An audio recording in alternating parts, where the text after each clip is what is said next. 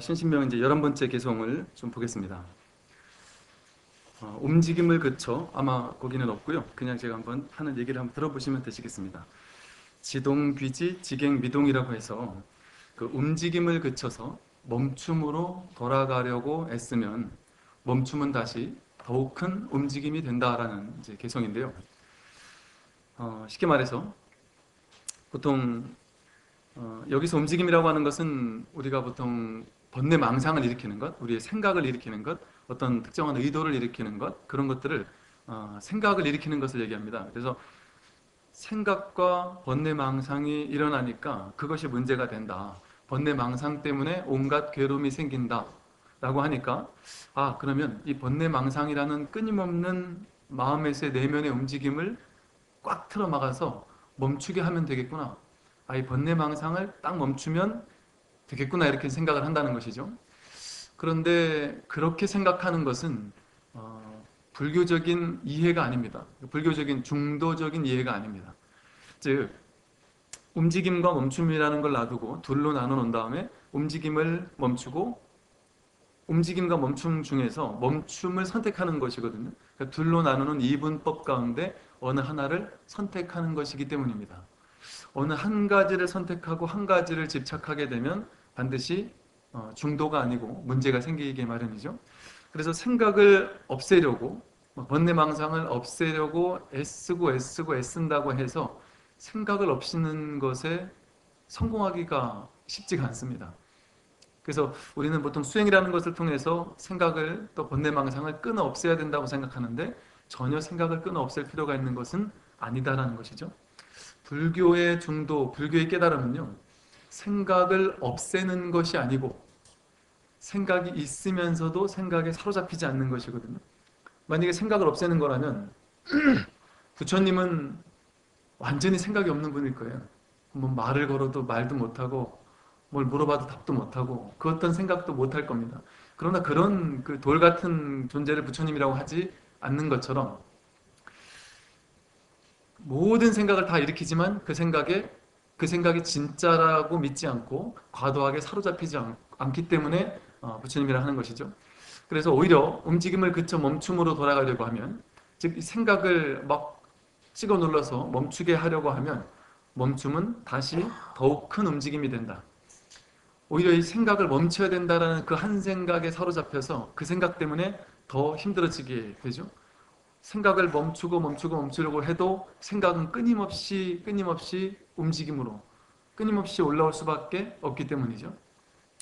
뭐 이것은 꼭 생각만 그런 게 아니라 삶에서 모든 부분이 다 이제 이런데요. 예를 들어 어떤 사람이 내가 다이어트를 좀 해야 되겠다. 그래서 음식을 좀 안 먹어야 되겠다. 하고 이렇게 음식을 자연스럽게 먹는 것이 자연스러운 것인데 먹는 음식을 갑자기 억지로 꽉 틀어막고 난 이제부터 안 먹겠다.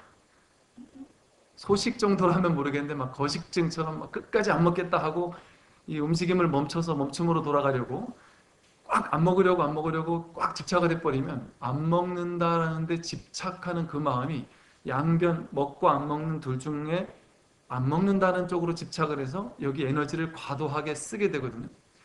안 먹어야 된다는데 에너지를 과도하게 쓰고 과도하게 낭비되다 보면 이 에너지 불균형이 일어나서 오히려 멈춤은 다시 더욱 큰 움직임이 되는 것처럼 오히려 거식증 걸렸던 사람들이 끝까지 안 먹고 며칠을 안 먹으면서 버티다가 갑자기 폭식증으로 확 바뀌어서 갑자기 막 더 많이 먹어버리는 것처럼 예를 들어 어린 아이들이 이제 막 놀고 싶은데 애들한테 못 놀게 하고 그냥 가만히 있도록 하면 이 아이들은 막 몸이 움직여야 되는데 끊임없이 움직여야 되는데 이걸 가만히 앉아서 이 통제하도록 놔두려고 하면 가만히 있지를 못합니다. 그냥 잠시 이렇게 멈춰 있다가도 그냥 더 터져서 더 열심히 뛰어놀아야 되는 것이죠. 뭐 이런 얘기도 있습니다. 그 자식들을 부모님께서 지금은 너가 공부할 때다. 그래서 앉아서 이제 공부만 하도록 해놓고 너가 하루 종일 학원에서부터 끊임없이 공부만 해서 과도하게 공부가 아무리 옳은 거라고 할지라도 공부를 하기 싫은데 혹은 때때로 놀면서 하고 싶은데 그걸 막 끝까지 공부를 해야 되는 쪽으로만 계속해서 강력하게 내리누를 경우에 그것은 오히려 다시 더욱 큰 움직임이 돼버려요.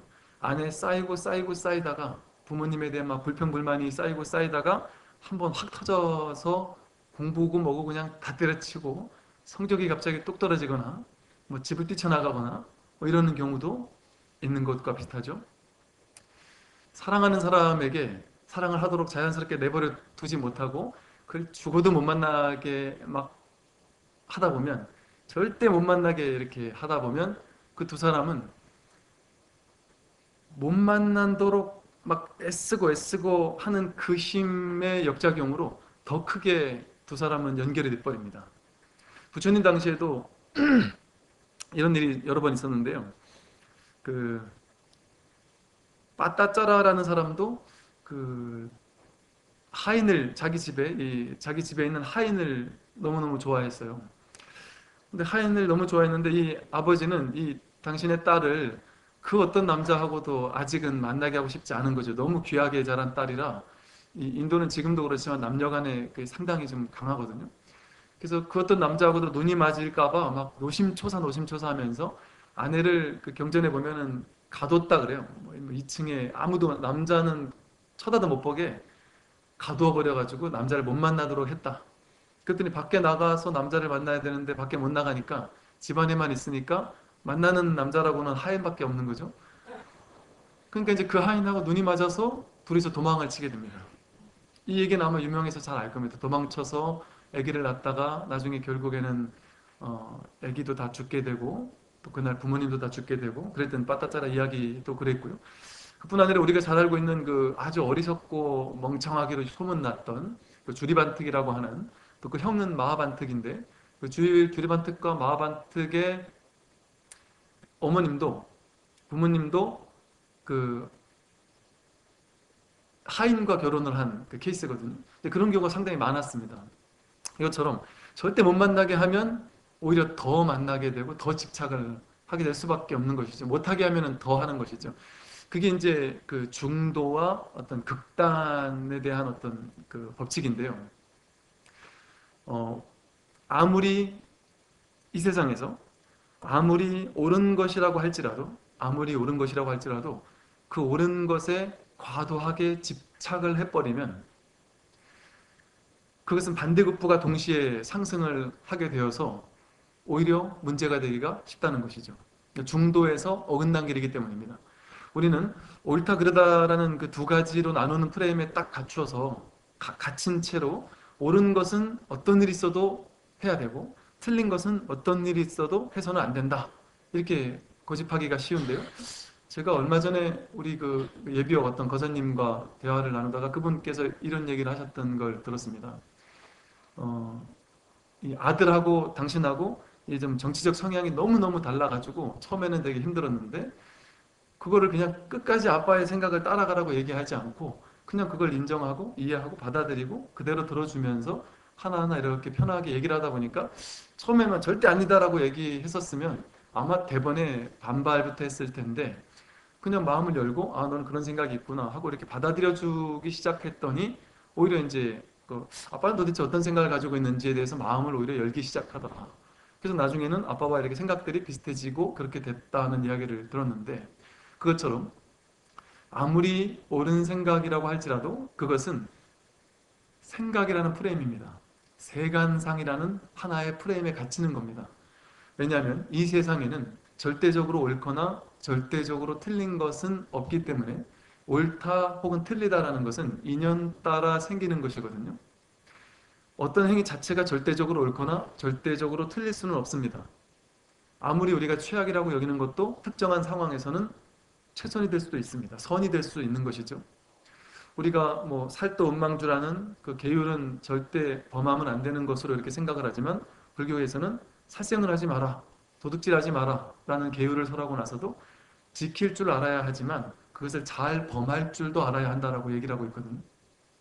살생하지 않는 것이 무조건적인 절대선은 아닙니다.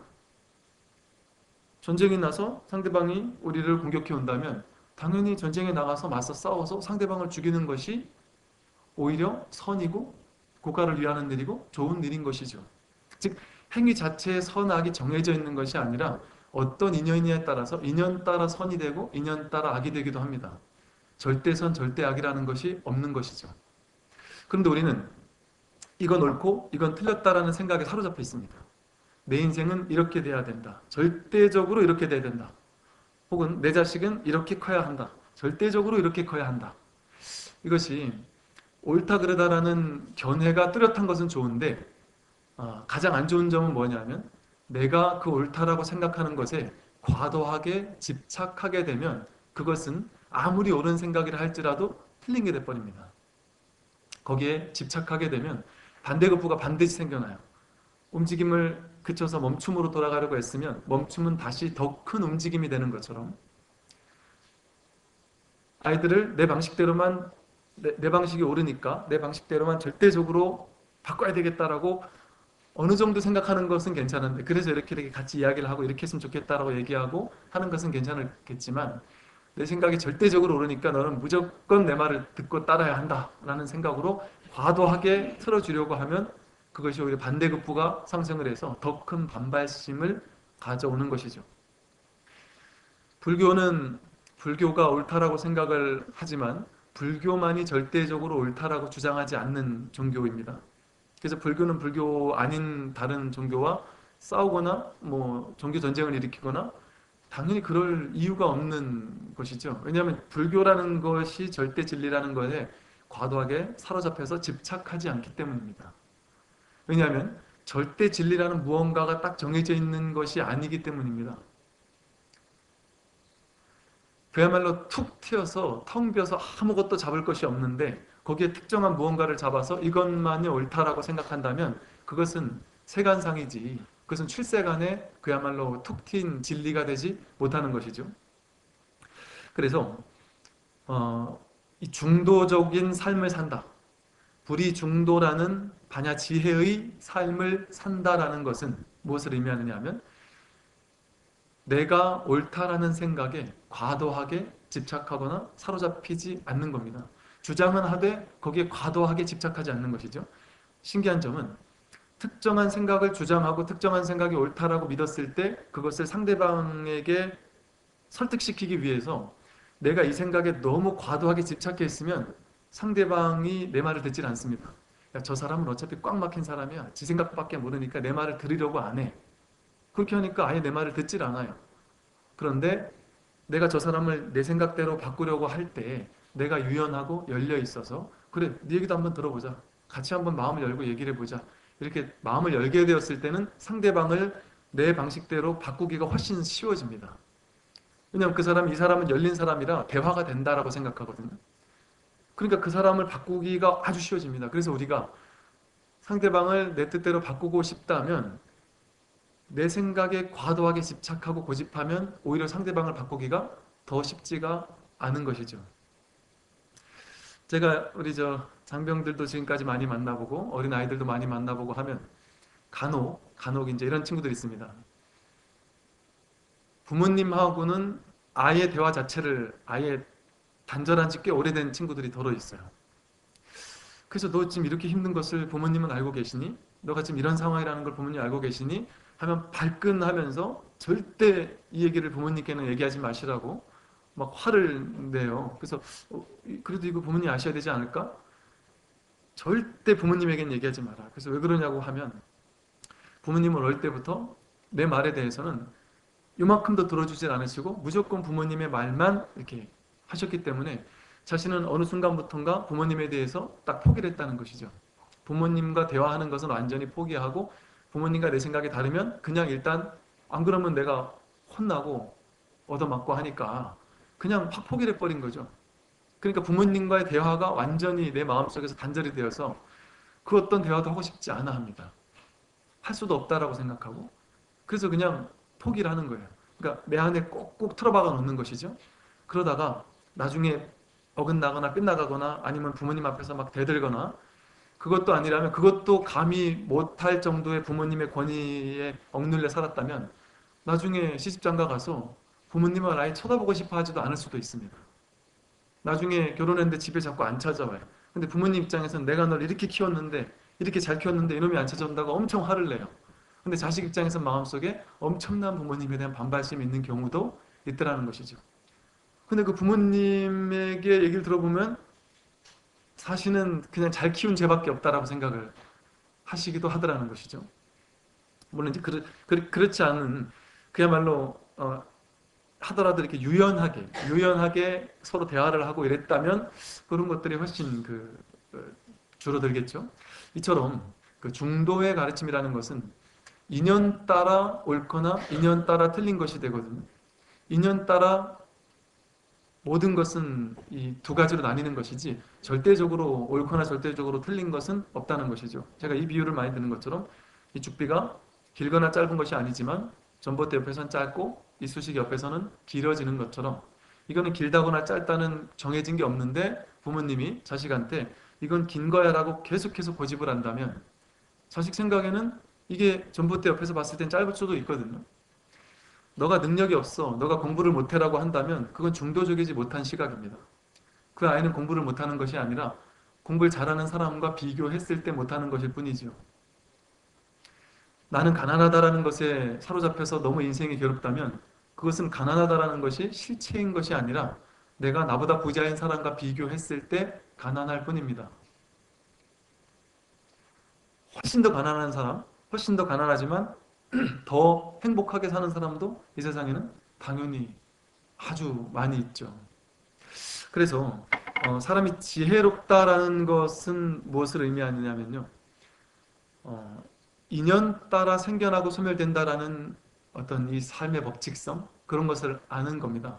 그것을 안다면 인연 따라 인연 가합으로 생긴다라거든요. 인연 가짜로 화합했다는 겁니다. 인과 연이 가짜로 화합했다. 진짜가 아니라는 것이죠. 실체가 아니라는 겁니다. 그래서 그 상황에서는 그것이 옳겠구나. 그 상황에서는 그것이 틀릴 수 있겠구나. 또 내 생각엔 이것이 옳지만 다른 사람엔 이것이 틀릴 수도 있겠구나라는 사실을 이해하는 것이죠. 그러니까 어떤 생각에서도 과도성이 없어집니다.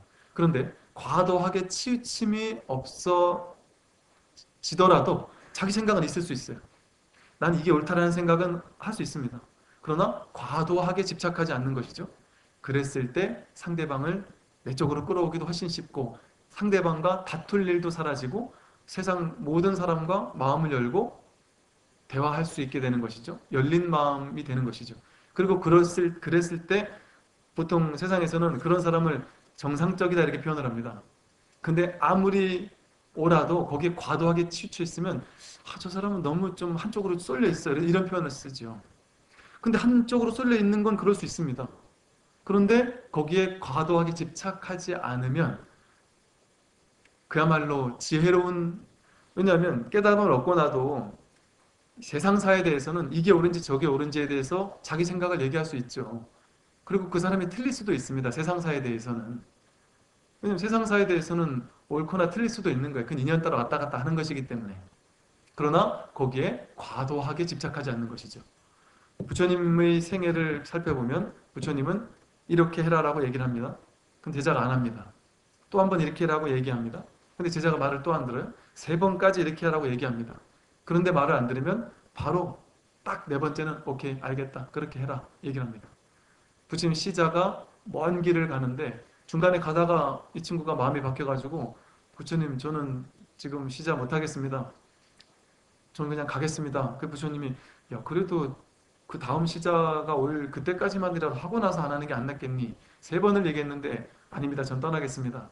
하니까 그럼 알겠다. 세 번, 네 번째는 알아서 해라. 하고 당신은 딴 길로 가면서도 그 제자를 불러놓고 너가 그럼 그곳에서 공부하러 갈 때 이렇게 공부를 해라. 너는 지금 이러하니 이렇게 공부해라라고 공부할 수 있도록 알려주고 그리고 이제 그 제자를 떠나보내거든요. 그리고 홀로 길을 가시는 것이죠. 심지어 부처님의 고향인 카필라 성을 어디죠? 코살라국에서 침범하러 이제 전쟁을 하러 떠나갔을 때도 부처님께서 세 번을 막았다가 그 유리왕을 세 번을 막았다가 네 번째는 그냥 내버려 뒀습니다. 이 업이라는 것은 어쩔 수가 없겠구나 하고 뭐든지 세 번은 얘기를 하지만 그래도 안 됐을 때는 그냥 놔뒀던 것이죠. 그게 바로 중도입니다. 중도. 그렇다고 해서 중도라고 해서 내 생각이 없는 게 아닙니다.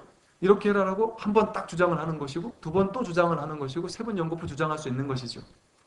그러나 그래도 안 된다면 인연에 맡기는 수밖에 없다는 것이죠. 세상이라는 것은 인과응보라는 것이 펼쳐지는 이 세상은요. 이대로 이 세상 자체로서 이미 있는 그대로의 참된 실상이기 때문입니다. 참된 진리가 벌어지는 곳이 바로 이 세상이기 때문입니다. 그래서 모의법이라고 하는 게 삶을 사는 데 있어서 애쓸 필요가 없다는 것이잖아요. 삶을 지혜롭게 사는 사람은 삶을 사는 데 있어서 애쓰지 않습니다. 그렇다고 해서 아무것도 안 한다는 것은 아니에요. 아까 부처님이 하신 방법으로 한 번 노력하고 두 번 노력하고 열심히 세 번 노력하는 것까지 합니다. 근데 그래도 안 되면 포기해야 된다 싶을 때는 과감하게 포기할 줄 안다는 것이죠.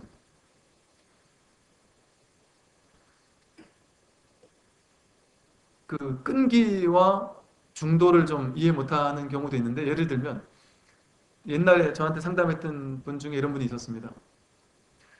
나는 끈기가 있는데 부모님은 나의 끈기를 아주 무시한다. 그래서 그런가 보다 했는데 들어보니까 부모님 마음이 이해가 가더라고요. 이게 고시 준비를 그 당시 했었는데 한 번 하고 떨어져서 두 번째 또 하고 떨어져서 세 번째 또 했어요. 그래서 네 번, 세 번까지만 하면 됐다 싶었는데 그래도 네 번, 한 번은 더 하자 싶어서 부모님께 부탁을 드려서 그래 해라. 그래서 이제 네 번까지는 하고 그다음부터 안 하기로 약속까지 하고 이제 네 번째 했는데 또 떨어졌어요. 근데 그 당시 그때 저한테 와서 했었을 때가 여덟 번째 떨어지고 아홉 번째 이제 도전하려고 하던 순간이었습니다. 나이가 40이 다 돼갈 때. 근데 본인은 그것을 끈기라고 생각을 하는 것이죠. 근데 부모님은 본인의 끈기면 그냥 본인만 힘들면 되는데 부모님까지 힘들어가면서 누군가에게 피해를 줘가면서 그렇게 되는 것은 그건 중도에서 조금 어긋난 것일 수도 있지 않겠나.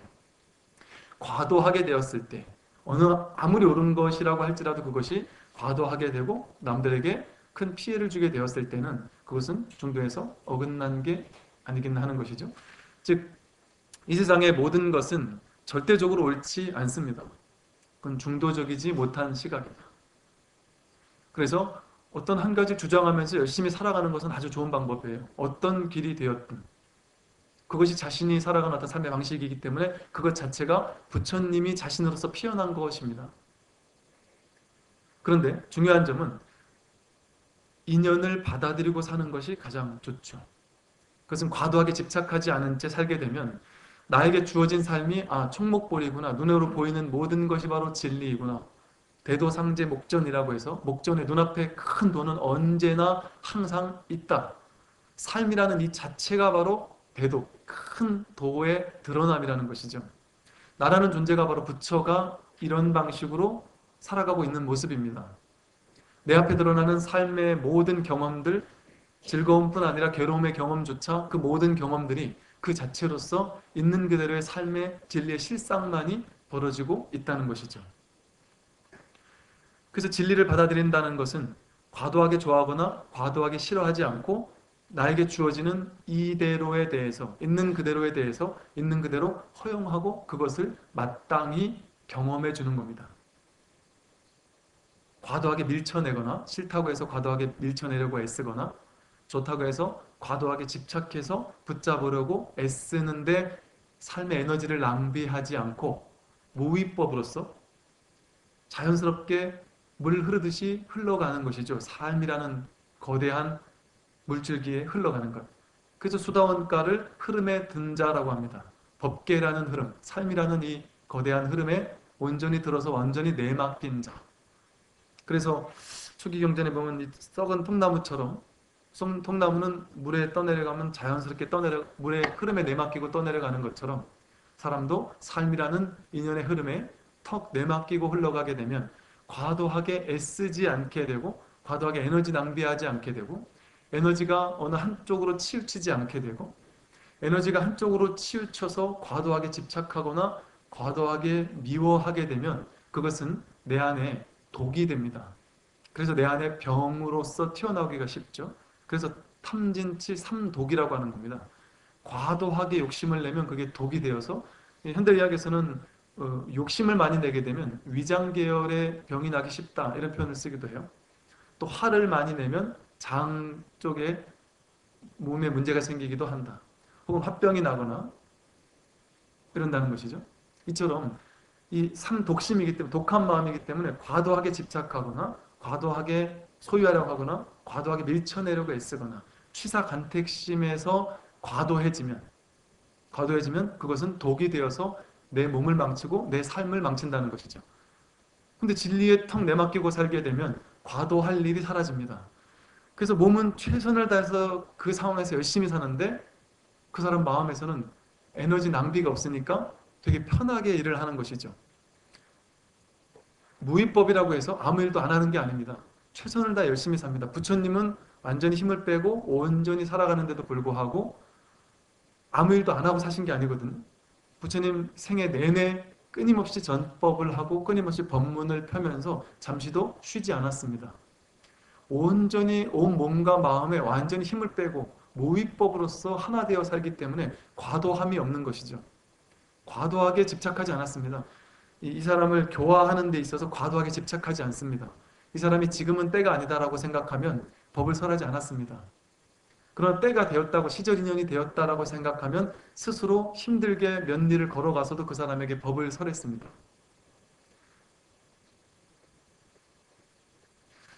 이처럼 우리 저 오디션 프로그램 같은 거를 보면 제가 교훈을 많이 받아요. 되게 감동을 받았는데, 오디션 프로그램 같은 것들 보더라도 사람이 노래를 할 때 그 이 심사위원이 그래요. 저 사람 보라고 노래할 때 보면 어깨 힘이 딱 들어가게 보이지 않느냐. 피아노 칠 때 피아노 잘 치려고 어깨 힘이 들어간 사람들을 딱 보여주면서 진짜 그거 가만히 보면은 정말 자유롭게 하는 사람은 힘이 쫙 빠져 있습니다. 피아노를 치면서도 힘이 쫙 빠져 있고 노래를 부르면서도 힘이 쫙 빠져 있고 완전히 내맡겨 버려요. 그리고 그 순간에 온전히 몰입하고 그냥 즐깁니다. 즐기게 되면 힘이 에너지 낭비가 되지 않거든요. 온몸과 마음의 힘이 쫙 빠져버리는 것이죠. 제가 사실 이렇게 법회할 때도 마찬가지입니다. 뭐 어디 큰 어떤 단체나 뭐 유명한 단체나 뭐 이런 데서 이렇게 갖고 와서 법문을 해달라 해서 가면 이게 잘해야 되겠다는 생각이 들면 이게 오히려 법문을 잘 못하겠더라고요. 그리고 막 잘하려고 막 애쓰면 또 안 되고, 제가 전에 말씀드린 것처럼 한때는 막 PPT에 꽂혀 있어서 PPT 막 온갖 동영상이면 막 해서 멋진 PPT를 만들어서 법회를 했더니 저는 잘한다고 되게 열심히 막 내내 고생해서 만들어서 했더니 어떤 분께서 한 분이 PPT 쓰는 날 있고 안 쓰는 날이 있는데 쓰는 날보다 안 쓰는 날이 훨씬 법문이 좋은데 왜 PPT를 그렇게 쓰는지를 이해를 못하겠다 하면서 저한테 쪼크를 주시는데 그 되게 충격을 받았습니다. 저는 그 되게 잘한다고 생각하고 정말 열심히 만들었는데 별 감동이 없다는 거예요. 저도 이렇게 말하다 보면 꼬이고 이렇게 넘어갈 때 자연스럽게 넘어가지 않고 준비한 대로 해야 되니까 자꾸 하다가도 꼬이고. 그래서 이렇게 무위법으로서 살게 되면 과도한 어떤 양극단에 치우치지 않고 양극단에 치우칠 때 우리는 에너지를 낭비한 채 삶에 과도한 에너지를 낭비하게 되고, 삶에 과도하게 에너지를 낭비하게 되면 저절로 주변 사람이 그 사람을 보면 그 사람에게 가까이 가기가 싫습니다. 그 사람은 자기 식대로의 견해가 옳다 그러다라는 견해 틀에 꽉 막혀 있으니까 그 사람 앞에 가서 괜히 말 잘못했다가 욕도 먹겠지. 두렵게 마련이에요. 그럼 그 사람은 친구가 없어집니다. 그런데 마음을 활짝 열고 있는 사람은 야, 그 사람한테 앞에 가서는 내가 뭘 실수를 해도 다 이해해 줄 사람이야. 뭘 어떻게 얘기를 해도 그 사람은 그러려니 하고 받아들여 줄 사람이야. 라고 생각을 하면 그 사람이 전혀 두려워지지가 않죠. 저부터도 그랬었거든요. 특정한 한 가지 어떤 일이 있을 때 저는 그 마디 한마디 하고서 그렇게 욕을 먹을 줄은 몰라서 정말 야, 내가 그렇게 정말 사고방식이 정말 쓰레기 같은 사람인가. 예전에 저희 이제 도반, 지금은 안 계시, 지금 나가셨는데, 이제 도반 법사님 스님하고 같이 차를 타고 가다가, 야, 신병교육 때 저 교회에서 보니까 막 저 대학생, 여대생들 와서 막 공연하는데 애들 엄청 많이 갔던데, 아, 우리도 신병교육 때 뭐 이렇게 젊은 처자들이 와서 공연 같은 거 한번 하면 애들 많이 올 것 같은데, 이 얘기 한마디 했다가, 야, 정말 그 스님이 저한테 야, 넌 법상 스님 그렇게 안 봤는데 어떻게 이렇게 파렴치할 수가 있느냐, 어떻게 순수한 종교를 여자 내지는 뭐 이런 거 가지고 할 수가 있느냐고 하면서 아, 그래, 내가 생각해보니 잘못했다, 아무리 얘기를 해도 이미 틀렸다, 생각 자체가 썩어먹어서 그런 생각을 했다는 자체가 자신은 이해가 할 수가 없다고 하면서 얼마나 그때 혼났는지 정말 한 1시간 넘게 차를 타고 가면서 계속 혼났습니다, 정말. 근데 내가 속으로, 야, 내가 정말 그렇게 죽을 잘못을 했나. 그 다음부터 그분을 만나면 뭐 말을 못 하겠어요. 뭐 말을 못 하겠어요. 조금이라도 뭐 하나 실수하면 큰일 날 것 같아서. 근데 이와 비슷한 것 같아요, 전체적으로 모든 면에서. 물론 그게 잘못됐다라고 얘기할 수 있고 그럴 수 있지만 그것에 대해서 과도하게 막 그냥 이렇게 에너지를 낭비하게 되면 이게 참 가까이가 쉽지가 않아지거든요. 그런 것과 비슷하다는 것이죠. 그래서 이렇게 무엇이든 움직임을 그쳐 멈추는 것, 번뇌망상을 멈추는 게 좋다라고 한다고 해서 멈추기 위해서 애쓰라는 게 불교가 아닙니다. 불교의 모든 수행법은 번뇌망상을 멈추기 위해서 하는 것이 아닙니다. 파사현정이라고 했듯이 파사하기 위해서는 삿된 것, 분별망상을 깨기 위해서는 현정, 바른 법문을 듣기만 하면 됩니다. 바른 법의 직진인심이라는 바른 법을 듣기만 하면 번뇌망상의 수백, 수천, 수만 개를 일일이 다 없애야 되는 것이 아니라 바른 법을 듣다가 이건 언하대오라고 했습니다. 바른 법문을 꾸준히 듣다가 한순간 자기 성품을 확인하고 나면 이 모든 진실이 일시에 드러나 버리는 겁니다. 한순간 몰록 도노라고 하듯이 한순간 드러나기 때문에 그렇게 되면 이 모든 번뇌망상들이 일어나면서도 거기에 물들지 않게 되는 것이죠. 일어나지 않는 것이 아니라 일어나지만 거기에 물들지 않는 것이다. 어, 이, 한, 보통 이제 이런 얘기를 합니다. 선에서, 선방에 있는 스님들이 바른 법문을 듣기만 한다면, 보통 한 100명? 100명 중에 한, 많으면 두세 명? 적으면 한 명, 뭐 한 2, 300명 모이면 그 중에 그래도 많으면 한 서너, 너댓 명에서 한 10명 가까이는 불과 몇 년 안에 자기 성품을 확인한다. 이제 보통 이런 표현을 쓰기도 합니다. 이 바른 법문을 이 선의 자기 성품을 확인하는 직진 스님의 법문을 계속 들으면서 그러나 오직 모를 뿐이라는 마음으로 계속 꽉 막힌 채로 듣게 되다 보면 어느 순간 자기 본성을 확인하거나 혹 그러지 않더라도 정말 마음이 가벼워지는 어떤 체험들을 이제 하게 됩니다. 뭐 작년 올해 그래도 꽤 여러 명들이 그 누구도 이렇게 앞에 내세우거나 뭐 이렇게 얘기하진 않지만 저한테 조용조용히 이렇게 이야기를 하시는 분들이 계세요. 자신들이 공부하다가 어느 구절에서 정말 가슴이 시원해지고 완전히 쏙 내려가는 것을 경험하고 나서는 너무나도 가볍다. 인생을 이렇게 가볍게 살 수 있는 것인데 내가 왜 이렇게 무겁게 살았는지를 지금 생각하면 그때가 이해를 할 수가 없다. 정말 이렇게까지 가볍게 살아도 되나 싶을 정도로 노래밖에 안 나온다. 이런 표현을 하시는 분들이 종종 계시거든요. 그런 정말 삶을 무위법으로서 가볍게 사는 것이 중도가 억지로 애써서 중도를 획득하는 것이 아니라 저절로 중도적인 삶을 사는 것이 가능해집니다. 그것이 바로 부처님 가르침의 놀라운 점이고요. 이 직지인심 견성성불이라고 하는 자기 성품을 확인하게 하는 이 선의 법이라는 이 법문을 계속 듣는, 그래서 이 성문승이라는 것은 법문을 듣고 깨닫는다는 것이거든요. 그러니까 대승에서 소승을 약간 폄하하기 위해서 그렇게 성문승보다는 뭐 보살승 이렇게 얘기하지만 그렇지 않습니다. 이 사홍서원에 보면은 중생을 다 건지오리다, 번뇌를 다 끊으리다. 나라는 중생, 너라는 중생을 건지려면 번뇌를 끊어야 되거든요. 번뇌를 끊으려면 법문을 다 배워오리다가 돼야 됩니다. 법문을 다 배우고 나면 저절로 중생을 건지고 번뇌를 끊게 되고 불도를 다 이루게 됩니다.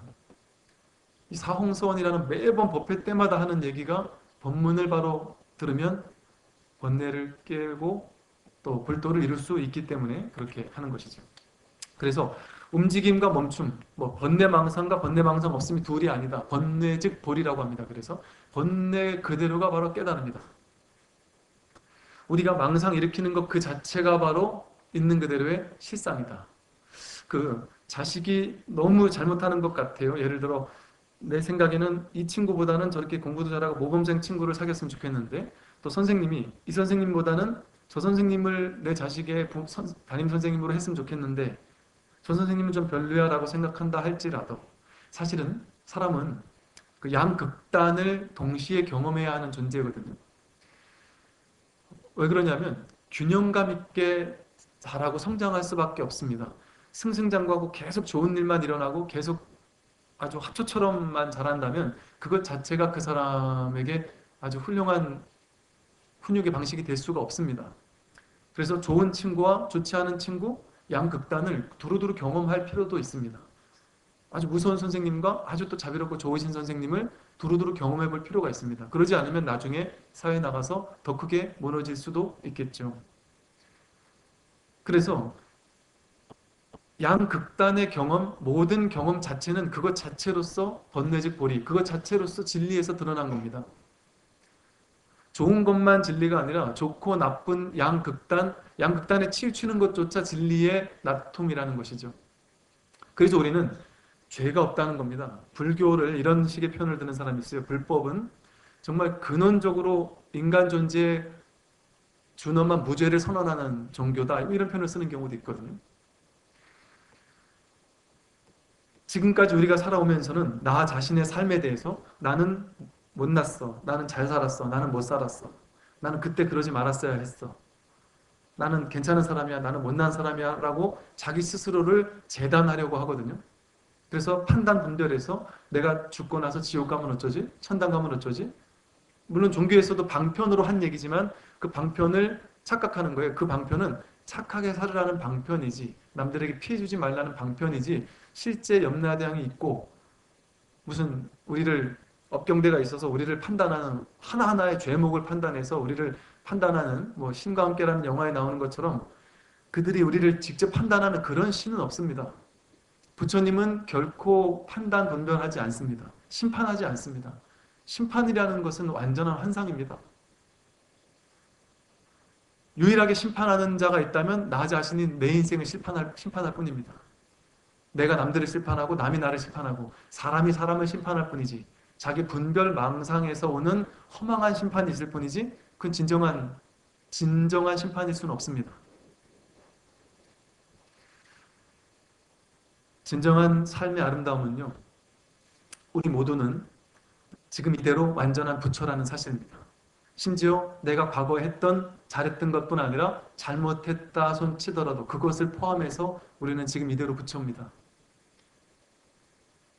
물론 내가 잘못한 것에 대해서는 스스로 참여하고 그 사람에게 참여하고 할 필요는 당연히 있습니다. 인과응보라는 것은 분명하기 때문에. 그러나 그럼에도 불구하고 우리는 우리의 불성은 훼손되지 않는다는 것이죠.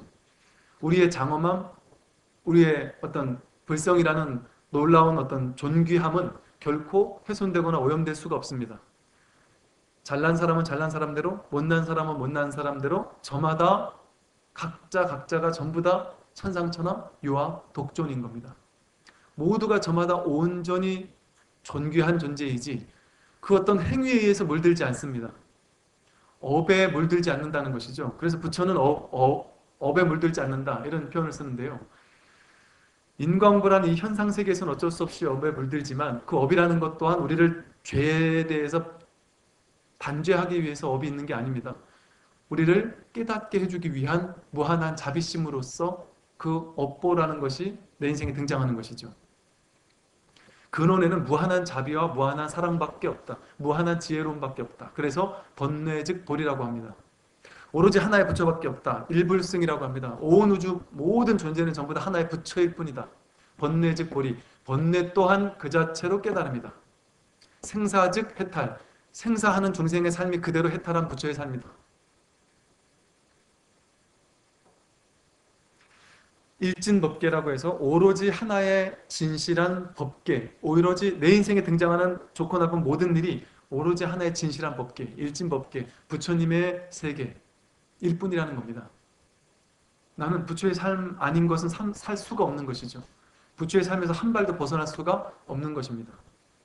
다만 내 머릿속에서의 온갖 옳다 그르다 맞다 틀리다는 분별 망상만 내려놓을 수 있다면, 그래서 유체 양변이면 영지 일중 이런 얘기를 씁니다. 오직 양변에만 머물러 있으면 어찌 하나의 근본을 알 수 있겠는가. 양변이라는 극단에 머물러서 내 인생에 대해서 하나하나를 전부 다 재단해서 전부 다 심판해서 이건 옳고 저건 틀렸다. 너는 틀렸고 너는 옳아. 이건 잘못됐고 이건 잘했어.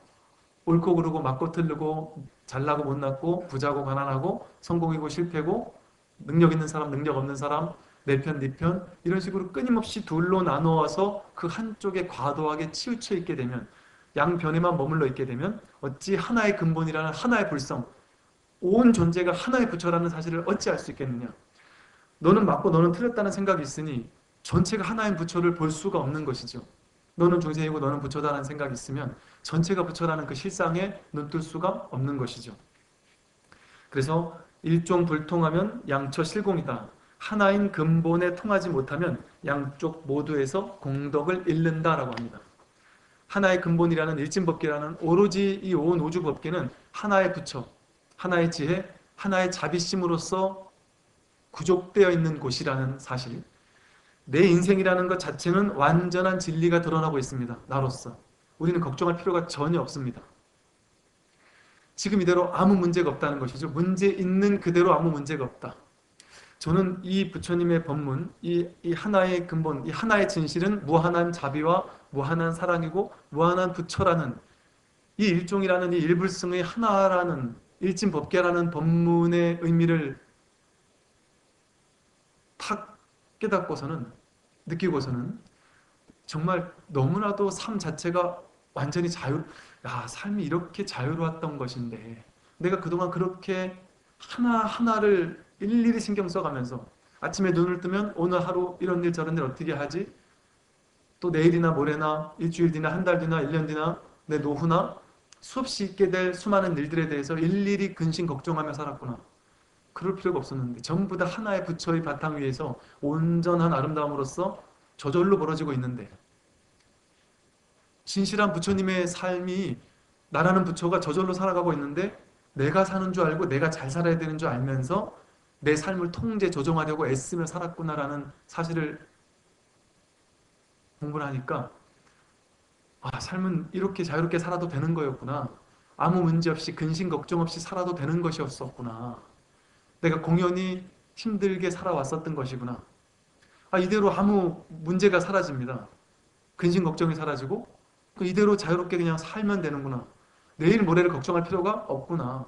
노력은 하되 준비는 하되 그걸 심리적으로 막 스트레스 받아 할 필요가 없겠구나.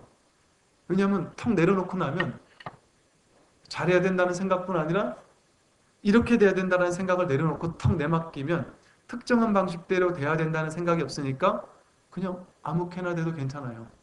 아무렇게나 돼도 그것이 진리의 일이구나라고 믿음이 가니까. 그래서 힘을 쫙 빼게 되는데 힘을 빼는데 더 큰 힘이 생겨납니다. 힘을 빼는데 더 큰 힘이 생겨납니다. 그래서 아까 이 움직임을 그쳐 멈춤으로 돌아가면 멈춤은 다시 더욱 큰 움직임이 된다라고 했던 말을 다른 방식으로 해석하기도 하는데요. 조금 전혀 다른 의미로 해석하기도 하는데 이렇게 해석합니다. 즉, 번뇌망상이라는 것을 그쳐서, 이 번뇌망상이라는 중생심을 그쳐서 그것을 완전히 그쳐버렸어요. 여기서 멈춤은 억지로 멈추려고 애쓴다는 것이 아니라 번뇌망상이 완전히 사라져서 깨달음을 얻게 됐다는 것이죠. 완전히 멈춤으로 돌아가 버렸어요. 완전히 깨달음으로 돌아가 버리면 우리는 어떤 생각하냐면 부처가 되면 열심히 살지도 않지 않을까? 부처가 되면 내가 지금 하는 일을 안 하지 않을까? 그럼 돈도 못 버는 게 아닐까?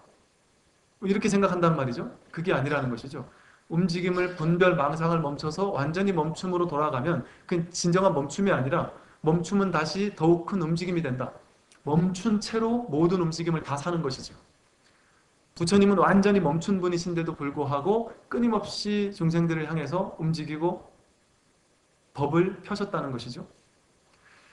즉 자기 성품을 확인하고 나면 견성을 했기 때문에 모든 일이 끝났어. 일 없는 무사인이라고 부릅니다. 일 없는 사람이니까 아무 일도 안 하고 사느냐? 그것이 아니라 그 멈춘 가운데 아무 일도 하지 않는 가운데 더 큰 움직임으로써 무한한 자비심을 실천하고 삽니다. 법을 펴고 살고 내가 주어진 삶에 대해서 온전하게 무위법으로서 주어진 삶을 사는 것이죠. 아무것도 안 하고 사는 것이 아니라는 것이죠. 그래서 이제 공부를 하다 보면 이런 과정을 겪게 된다 그럽니다. 처음에 자기 성품을 확인하고 나서 한동안 한 몇 년 가까이는 이 보임의 기간을 가져야 된다는 이유가 처음에 자기 성품을 확인하고 나면 이제 멈춤이라는 공에 딱 뿌리를 내리고 있으니까 공이 이렇게 좋구나. 중생 세간은 너무 싫었는데 공에 뿌리를 내리니까 이렇게 좋구나라고 해서 공에 푹 집착을 해서 공에 사로잡히는 것이죠.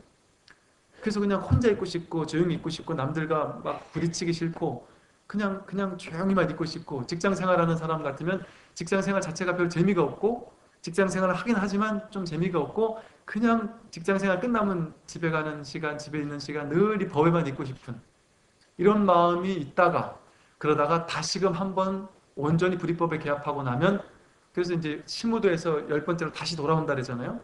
다시 기우기가 해서 다시 돌아와서 다시 제자리로 딱 해버리면, 불이법에 온전히 개합해버리면 그때는 이제 세간과 출세간이 둘이 아니라는 사실에 완전히 발디딘다는 것이죠. 그래서 그 사람은 이제는 세상에 들어가서 사람들과 부딪혀 살아도 아무 문제가 없는 것이죠. 예전에 큰 스님들이 뭐 저작거리에 가서 사람들과 함께 막걸리를 먹어도 아무 문제가 되지 않고, 사람들과 막 부딪히고 뭐 신문을 읽으면 막 정신이 없었다가 나중에는 이제 신문을 읽어도 아무리 읽어도 읽은 바가 없고 움직여도 움직인 바가 없기 때문에 그때는 이제 더욱 큰 움직임이 되어서, 처음에는 잠시 그 공에 빠져서 그냥 조용히 공부만 하고 싶다라는 생각에 사로잡히다가 나중에 그것조차 툭 터져서 완전히 중생 속에 들어가 있으면서도 하나도 거리낌이 없이 된다는 것이죠. 그렇게 완전히 힘을 빼고 삶을 살게 되면 힘은 완전히 뺐는데 더 큰 힘이 주어집니다. 우리가 집착을 놨는데 오히려 더 잘 되는 것처럼, 잘하려고 애쓰면 안 되다가 그 애쓰는 마음을 탁 내려놓으니까 오히려 더 잘 일이 풀리는 것을 경험하는 것처럼, 그렇게 온전히 깨달음을 얻고 나면 더욱 큰 어떤 움직임으로써 이 삶의 등장해서, 이 세상에 등장해서 세상 사람들을 구제하는 하나의 빛이 되어준다라는 것입니다. 오늘 여기까지 말씀을 드리겠습니다.